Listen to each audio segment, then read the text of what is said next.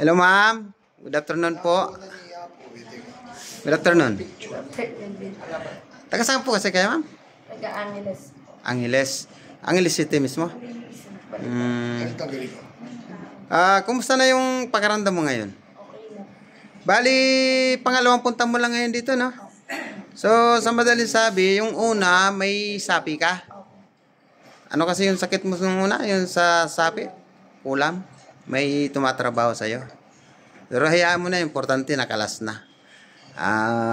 Palitan mo na lang ng pag-ibig at kapayapaan kay Papa Jesus. Huwag ka nang magiganti.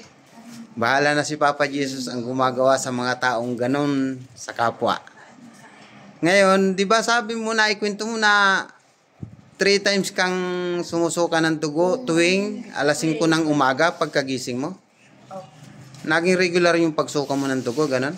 Hindi po, kada 5 na po ng umaga. Tapos, nag-i-stop po siya ng mga 6. Di, simula 5 ng umaga hanggang alas 6, tuloy-tuloy siya?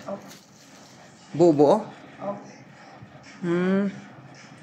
Pero simula nung pumunta ka dito nung nakaraan, tapos hanggang sa bumalik ka ngayon, hindi mo na nadanasan yun.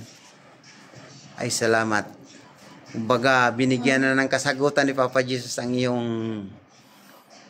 hindi makapaniwala sa amin. Hanggang hindi kami naniniwala na, parang hindi kami kapaniwala na sa pamamagitan lang ng pananampalataya mo kay Kristo at nagawi ka sa amin dito sa Alipin Ama Jesus Nazareno, ay nabigyan na ng kasagutan yung sakit mong yun. At harinawa at tuluyan ang kagalingan mo. Salamat sa inyong pagtitiwala sa Alipin Ama Jesus Nazareno. Ingat po kayo sa pag-uwi. Bye-bye, ate. Salamat.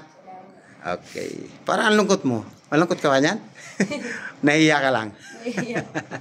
Sige, ate. Bye-bye. Bye-bye. Thank you po, Lord.